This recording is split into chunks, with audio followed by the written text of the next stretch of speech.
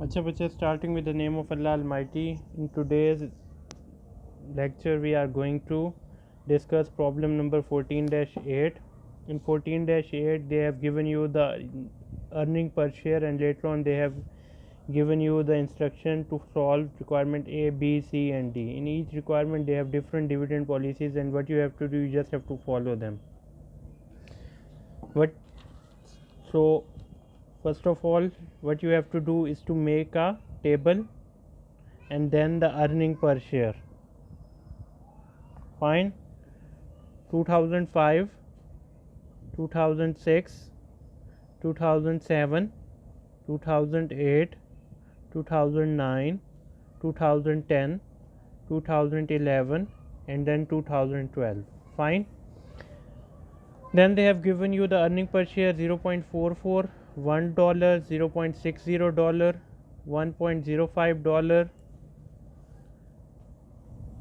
negative $0.85, $1.20, $1.56 and $1.40. Fine. In requirement number A they are saying you have to pay 50% of your earning in all year. Payout percentage is 50%. Whatever the earning per share is, you have to pay 50% of it as your dividend with positive earning. Means in the year 2009, as you can see, we have a negative earning of 0.85. In this year there will be no dividend. Fine. And in the rest of the years you just have to pay 50% of your earning as a dividend, so it will be 0.22. Then you have $1 dividend, the 50% of it will be 0.50, 0.30, 0.53. There will be no dividend in 2009, and in 2006 you will have 0.60, 0.78 and 0.70. Fine. That was the requirement number A. In requirement number B they are saying payout, pay 0.50 per share dividend increasing to. A thing that is very much important for you to understand is that they are using the word increase to $0.60. So the thing that you should try to understand, that in problem number 14-7 they use the word increasing by. Increasing by and increase to are two different things. Increasing by means every year you just have to increase $0.10, but increase to means you have to pay $0.60. There is no increasing by 0.60, 0.60. Increase to means if the requirement or the instruction satisfied, you will pay $0.60 per share dividend whenever earning per share rises to 0.90 per share for 2 consecutive years. You just have to check your earning per share, and if the earning per share is greater than 0.90 for 2 consecutive years, in that year you will have to pay $0.60 as a dividend. Fine. So what you have to do, you just have to compare your earning per share, and if there will be any sort of amount greater than 0.90 for 2 consecutive years, in that year you will have to pay $0.60 as a dividend. Fine. So we have $0.40 dividend, so you will have to pay $0.50 as your dividend. Then we have the value $1. Sir, it is greater than 0.90, but it isn't a 2 consecutive year. ये consecutive year नहीं है. $1 will be the amount, but that is not $1 is your earning per share, but the requirement of 2 consecutive year does not satisfy here, so it will again be 0.50. Then we have 0.60. It is not increasing or it is not greater than 0.90, so we have a $0.50 dividend. 1.05, again it is greater than $0.90, but it isn't a but it isn't a consecutive second year, so it will be 0.50. They have not instructed you that if your earning is negative, then there will be no dividend. So if even if it is creating or it is showing a negative $0.85 earning per share, you will have to pay $0.50. Now we have $1.20. It is greater than 0.90, but it isn't a consecutive year, so you will have to pay a $0.50 dividend. $1.56. Again, now what you have to do, the 1.56 is greater than 0.90 and it's a consecutive year. So what you have to do, you will have to pay $0.60 dividend. Again 1.40 is a amount greater than 0.90 and it is a consecutive year. So what you have to do, you will have to pay $0.60. So that is the end of your requirement number B. In requirement number C, they are saying that you have to pay 0.50 per share except when the earning per share exceeds $1, in which case pay an extra dividend of $60% of earning above $1. The same activity that we performed in requirement number C of 14-7. वहाँ पे क्या बात हुई थी, वहाँ पे ये बात हुई थी कि $3 की जो उन्होंने अमाउंट दी थी उससे ज़्यादा जब अर्निंग आती थी तो जितनी अमाउंट $3 से ज़्यादा आती थी उसका 80% हम एक्स्ट्रा डिविडेंड देते थे। तो यहाँ पे इन्होंने क्या कहा है कि in the year if you have the earning greater than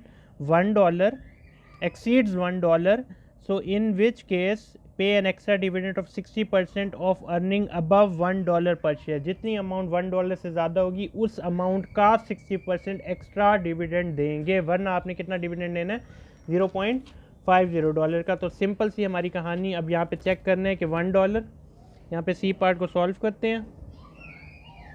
C part में आपका $0.44 आ रहा है, $1 से कम है तो 0.50, $1 से अमाउंट एक्सीड नहीं करी, अगेन 0.50, 0.60, 0.50 यानी 0.60 इजंट अमाउंट ग्रेटर देन $1 तो आपने $0.50 देना है। अच्छा, अब आते हैं 1.05 की। $1.05 में $0.05 जो है हमारी वो अमाउंट एक्सीडिंग $1, तो 0.05 का 60% हमने एक्स्ट्रा डिविडेंड देना है। तो यहाँ पे 0.50 प्लस 0.05 का 60% हमने एक्स्ट्रा डिविडेंड देना है, तो वो 0.3 आएगा, तो 0.03 आएगा, तो वो आप इसमें ऐड कर लीजिएगा। ठीक हो गया।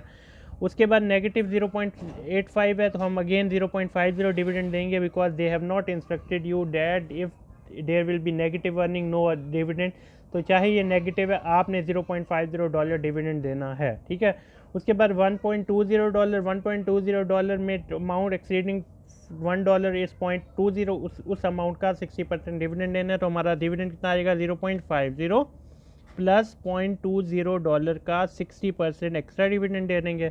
फिर 1.56 अमाउंट एक्सीडिंग $1 इज 0.56, उसका डिविडेंड 60% एक्स्ट्रा देना है, तो 0.50 प्लस 0.56 का 60% एक्स्ट्रा डिविडेंड दे देना है।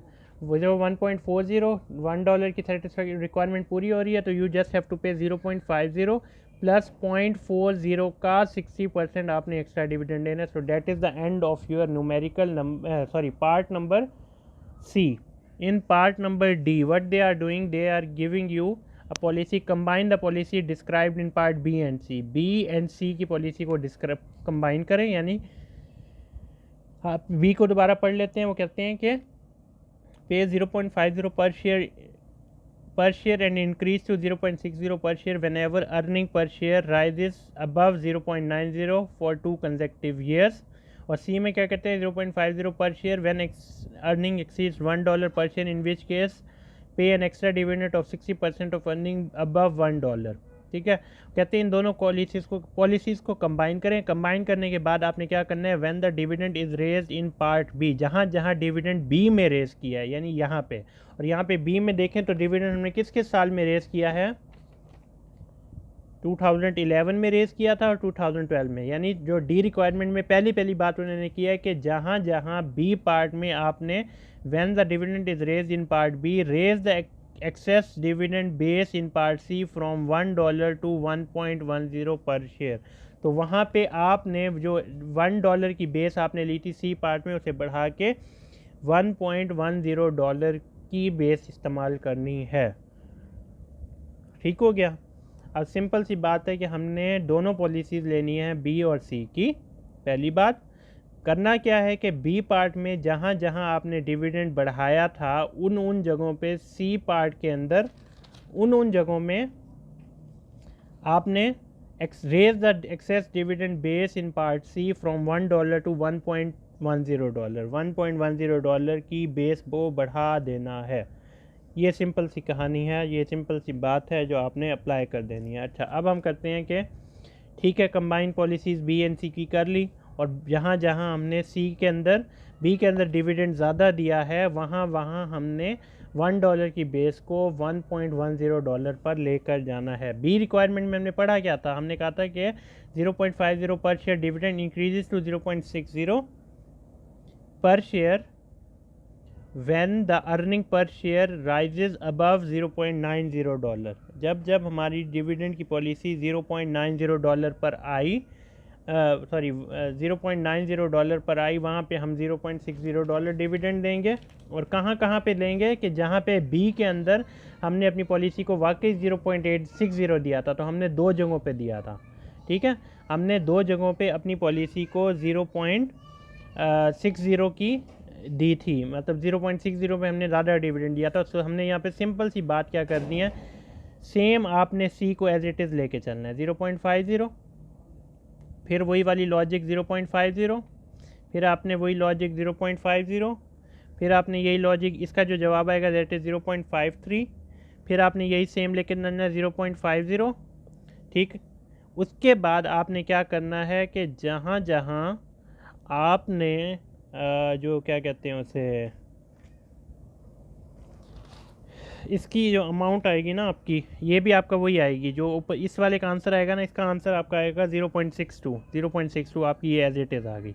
अब हमारी एक्टिविटी असल में इस क्वेश्चन की शुरू हो रही है। उन्होंने कहा जहाँ जहाँ बी पार्ट में आपने पॉलिसी बढ़ाई है, तो वो बढ़ाई थी हमने 2011 में और 2012 में। ठीक है, उन सालों में इसकी जो बेस आपकी थी वो $1 से बढ़ा के $1.10 कर दें। तो अब हमने क्या करना है, हमारी जो 1.10 से ऊपर अमाउंट कितनी नज़र आ रही है आपको, हमारी 1.10 से अबव अमाउंट आ रही है 0.46, यानी जहाँ पहले 1.56 हमने किया था सी पार्ट में कि $1 से ऊपर अमाउंट जो आ रही थी 0.56 हम ले रहे थे, लेकिन उन्होंने कहा कि यही जगहों पे करना क्या है, आपने 1.10 को बेस रखना है और 1.10 से अबव अमाउंट यहाँ पे कितनी आ रही है 0.46, उसका 60% आपने एक्स्ट्रा डिविडेंड देना।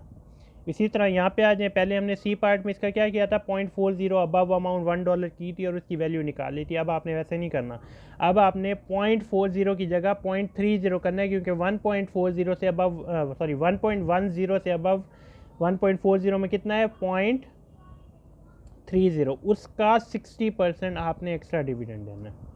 ठीक है, तो अब हम यहाँ पे क्या करेंगे, हम यहाँ पे 0.50 प्लस 0.46 अबव अमाउंट है 1.10 से, उसका 60% जब हम लेंगे तो आपका जो आंसर आएगा ना वो आएगा 0.38।